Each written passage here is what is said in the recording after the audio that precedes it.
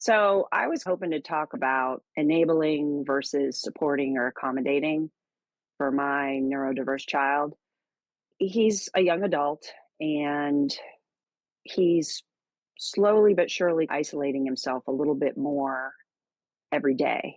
And the more it seems that we try to come up with activities to get him out in the world, the less interested he seems to be.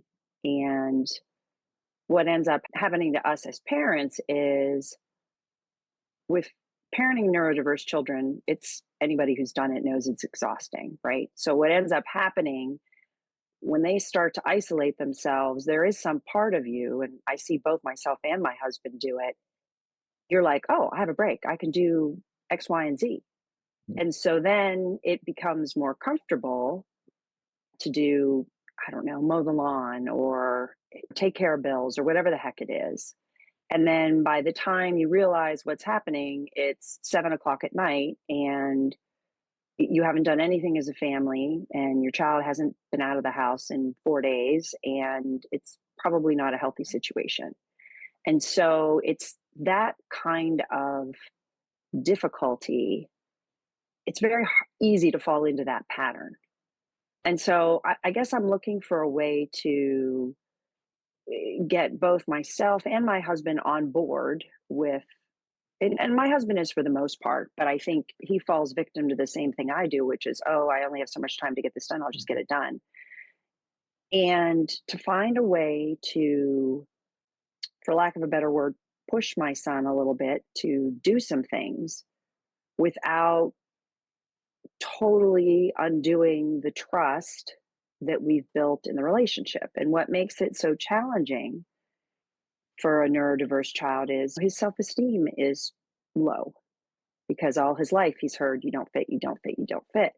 And so when you try to ask him things that, you should be able to say to anybody, I think you need to get out of the house more and socialize a little bit more. He sees it more as a criticism than he does Yeah. in his best interest or an invitation to change his life for the better.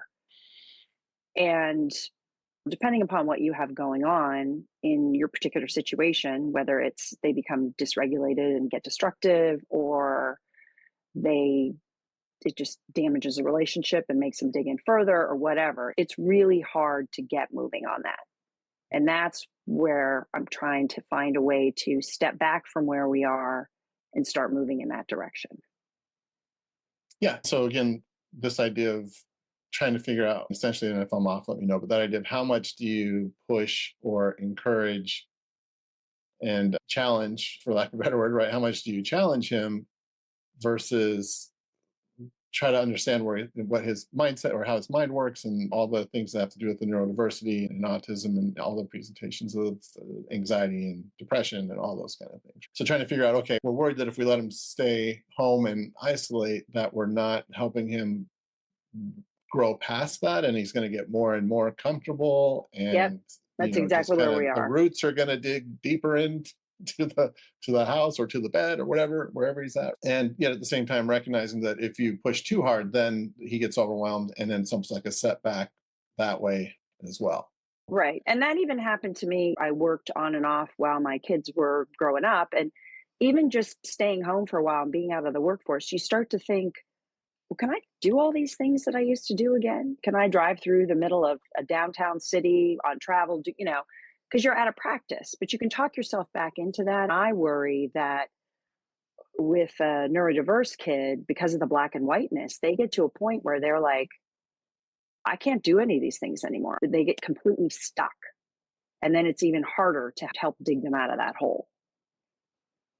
Yeah, absolutely. And again, if they've never even had those experiences in the first place, then you've got a whole nother issue. Have they actually, like you said, if you're going back into the workforce, that means at one point you were in the Right. workforce, right? And you had that experience. And so it's more like relearning how to ride the bike rather than learning how to ride the bike from scratch. And so, yeah, and this is a common dilemma for most parents in trying to figure out how best to push or challenge or scoot them out the door into the world when if you do that too soon or in a way that doesn't support them, then you create additional trauma. Like, okay, I had a job and I got fired and it was terrible and they treated me bad and I never want to do that again. It's a potential outcome of over encouraging them to get a job when maybe they're not quite ready. But if you don't, then they don't get that experience until down the road later, which again, it's so hard because every kid and teen and young adults can be very different. But it is the dilemma, right? Like, how much do we push and help them learn the skills that they need to learn and get them to step out of their comfort zone? Because again, a lot of times with kids that are neurodiverse, they would rather stay in their cocoon, right? The most comfortable place Right. ever, which is understandable. The world's not been a friendly place for them for the most No. part. And so if they can stay in and do their computer stuff or online stuff or video gaming or have their network or entertainment or whatever be something that's very predictable for them and more safe, then it is hard to get them out into the real world to have these experiences that probably have not been very rewarding for sure in the past for them. So, how do you know that? I mean, again, because this is something we've talked about a lot and have tried Right. to ride the razor's edge of how much to push versus how much to let recover or mature. Or sometimes I use an analogy like, yeah, maybe they need to incubate a little longer, or they need to be in the oven a little longer. They're not quite ready to come out yet. But if you Right. keep them in the oven too long, maybe they never come out, right? Or they never leave the nest. Well, and I Um, think for me, what's made the difference recently is he was more engaged in other things, working out, walking the dogs, getting out more. And I'm starting to see that pull back. And I think that's why I'm feeling like we're cocooning more versus continuing to either stay static where we are or maybe move forward a little bit. I'm okay with staying static or moving forward. It's when that additional isolation hits that you start to think, ugh, yeah, at some point, like you said, the roots will be so deep, you'll never get them out. right.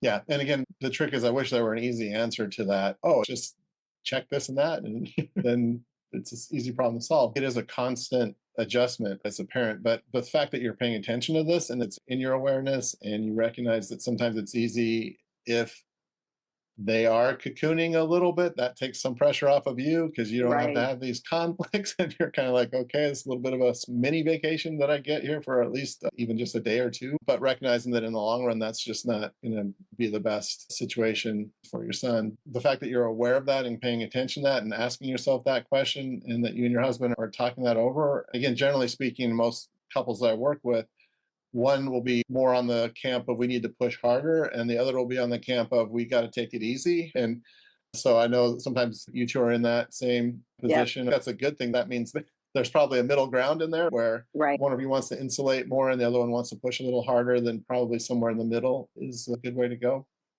Well, and I Um, guess you just keep making runs at it, right? You just keep asking and suggesting and hope that something eventually just takes.